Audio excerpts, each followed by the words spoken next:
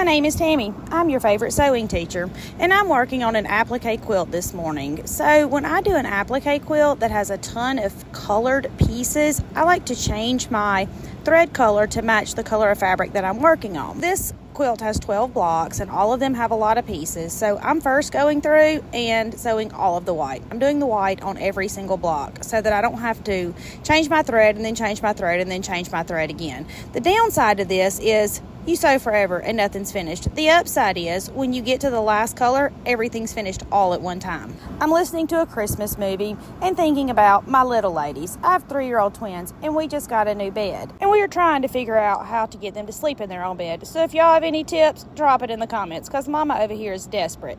We got a sleep fairy and our sleep fairy wrote him a note and said, I'm going to come and watch you sleep every night. And when you sleep in your bed by yourself, you're going to get a prize. So we all get in the bed, and by we all, I mean me and both little ladies are all in the bed. And Olive says, I'm going to sleep with my daddy. And I said, well, if you go sleep with your daddy, you're not going to get a prize. She said, I don't care. I want my daddy. So she leaves, goes to get in the bed with her daddy.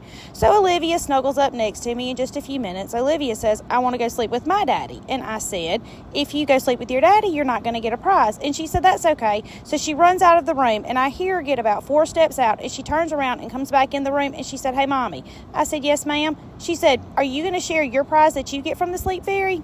Y'all, I was so dang tickled, I did not even know what to say because, sharing is caring. So we have not successfully slept in our bed by ourselves one single night. We've had it about a week, I guess, and I'm not sure how to transition them into there. And truthfully, I really don't mind that they sleep with us, except they will not go to sleep in the same bed. And all of y'all with multiple children sleeping in the beds with y'all, I would like to know your trick there because somebody's head is on somebody else's pillow, or somebody's foot is touching somebody, or somebody wants to be by Mommy and somebody wants to be by Daddy, and it's my turn to sleep over there. It is a disaster at bedtime, and I'm here for all of the tips y'all got. I have the best job in the whole world. I get to come to work in the morning and make pretty things all day long, and sewing is such good therapy for me, just like I spent my morning thinking about my little ladies and their bed and being tickled at my sweet Olivia. So I've sewn all the white, and now I'm going back and sewing all of the brown.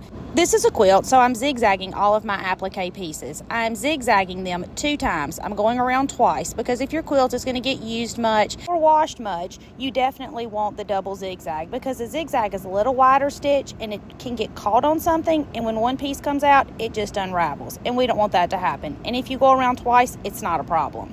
Now my stitch length and width is just the factory settings because I could change them, but then I always forget to change them. And if I leave it on the factory settings, then when I turn my machine on, it's always the same. So my stitches always look the same. It doesn't matter if they're closer together or farther apart. Just put them somewhere that you can remember what you have. And for me, that's the factory settings. My name is Tammy. I'm your favorite sewing teacher, and I would love for you to come sew with me.